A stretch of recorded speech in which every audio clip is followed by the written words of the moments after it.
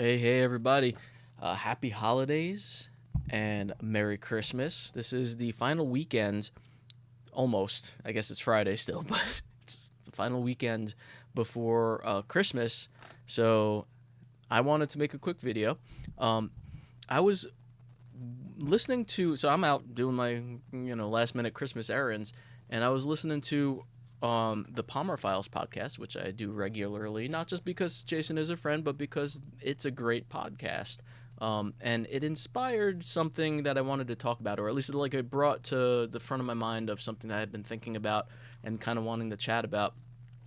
Very quickly, though, this is the Palmer Files podcast. I've been on it a couple of times in the past. I was listening to this episode here, the December 9th Rolling for Initiative with Kat the Dungeon Mom. I'm only about halfway through because I tend to listen to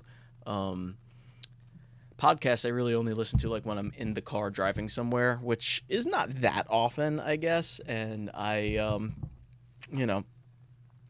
listen to them in little chunks. So I got maybe halfway into this one. They were talking about the thing that they were talking about, which is not exactly what I want to talk about, but their topic was super interesting too, and that was this notion of like why we enjoy watching other people play video games as adults on Twitch, or I think they're called Let's Plays, is what they were calling them in the podcast. I actually don't really watch a lot of Twitch or Let's Plays or any of that kind of stuff. Mainly because of time constraints. I'm sure I would enjoy watching that kind of stuff. But the thing that Kat in the podcast was saying was that it makes sense because we grew up, those of us who are of a certain age anyway, grew up watching people play video games because our consoles regularly, you could only have one player, and if there were two players, you'd still have to wait your turn. There were, of course, some games that you could play together, especially getting into the 16-bit era, but that made sense to me. Right? There was this like long period of our childhoods where we just watched other people play video games.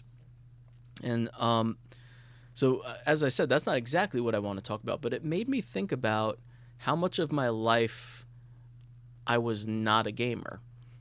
Because on this channel or with friends, or like when I talk about like the retro stuff, when I write for Retro Days, you would get the impression possibly that I have always been into video games. I've talked about my retro game collection here a number of times, which is expansive and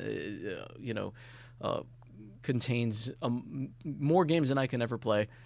But after the Sega Genesis in probably junior high or early high school, that was the last console that I purchased and owned for many years. So like through high school, we maybe on occasion would play a game here or there, but I wasn't like I wasn't into it the way I was as when I was younger, and I didn't have a computer until I was a bit older, like later in high school, and I didn't really play games on the computer. My brother did a bit. He played like the Doom or Quake, maybe it was Quake. But yeah, so many years, so I skipped the N64 and PS1 generation entirely. I didn't have either of those consoles. I remember sitting down to play GoldenEye with some friends, and this maybe was like my first year of college or my last year of high school, and I remember like being completely disoriented by the 3D element of it. Like I couldn't tell how to play, and I kind of noped out of it, and I just was like, nah, this isn't for me. And that was my one real experience with GoldenEye. And then in college, again, I really wasn't gaming at that point, but maybe it was my third year in college. One of my roommates had a PS1 with, it could have been a PS2. I think it was the PS1 it was definitely PS1. It was with Crash Team Racing, and I played the crap out of that game because we all kind of sat around and played together. But that was really it. And then when I got out of college, I moved in with some of my fraternity brothers in an apartment. It was really as a house. We lived in this little house in West Reading, and they had an Xbox, the original Xbox. And then that was when I really started like getting back into gaming. So that was like because it was there, because we had games. But this is where it comes full circle, and why I was thinking about this with the watching people play, because they had Morrowind, the RPG, I guess, ish. I don't know. Sometimes I have trouble with like what genres are what, but we would play the crap out of that game too, and it was really weird because like I think I was home first from work, so I would get in like an hour of playing, and then Nick or Brian would get home. My friends would get home, and I would pass the controller off, and they would load up their game. And I just having played an hour or two, I would then sit there and watch them play for like an hour or two. And the game was so expansive, and there was so much stuff to do that it wasn't like it never really ruined anything. It was just you'd see all this crazy stuff that you didn't do yet, or that you've already done, or that you didn't know existed, and it was a lot of fun.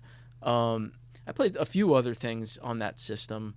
I remember one insane night, a friend, Mike, came by, and we essentially stayed up all night playing and beating Halo, which was essentially he was doing the winning. I kind of was like along for the ride because I was terrible at those kinds of games.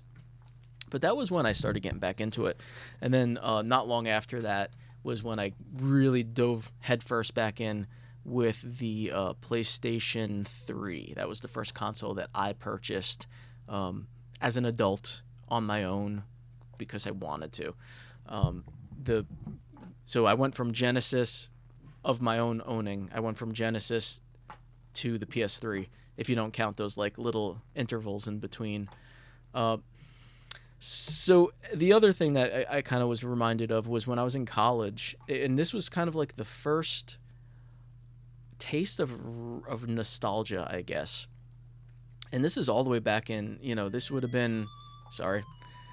have been back in 1999 or possibly 2000, when I was like maybe my second or third year in college. It was my second year, so it would have been 99 into 2000. We were in the dorms and we were having some drinks and stuff, and my one friend Jason comes in with a Nintendo, like the original Nintendo, to hook it up. And at that point, I hadn't played Nintendo in a good amount of years. It had been like maybe 6-7 years, maybe more, and 5-6 years. And it was weird. It was like I hadn't played the system in so long, and I was still young. I was only like 19, 20, and it was my first little taste of like childhood nostalgia, because I was getting older at that point. You feel older anyway when you're in your 20s, early 20s, and I hadn't played these games. And he had just like Super Mario Brothers, and it was this real like interesting taste of what would come as I got older and older, the wanting to go back and revisit these things. So anyway, just some stuff to talk about. I will give you one little sneak peek of something. I'm not going to get too deep into it here. Probably for my Patreon, I'm going to do this video. But one of the things I bought as like a little present to myself for the book signing, when I was officially signed to Crystal Lake for my next novel, I wanted to like treat myself to a surprise gift. Not that it was a surprise. It's right here. I got myself a little mini virtual pinball machine. It's called the At Games Micro. It had been on sale through the holiday season. I bought it a little early, so when I got it, it was I think like $325 plus taxes and all that stuff. It at its lowest point went down to $289. So if I had waited a bit, I could have got a little cheaper. But it's pretty crazy. It's got this one comes with 50 pinball tables on it. and then you could buy extra packs for it.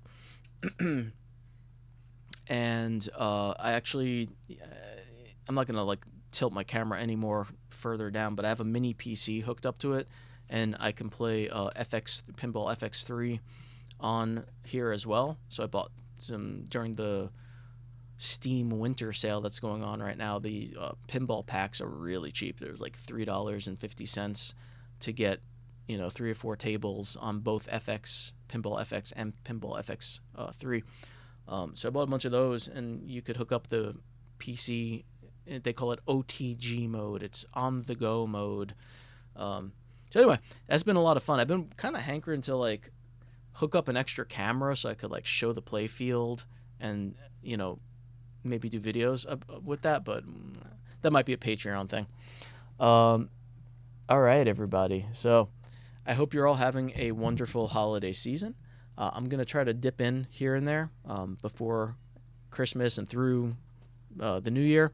But have a good one. Happy holidays if I don't see you again. And, of course, breathe deep of the night. Goodbye.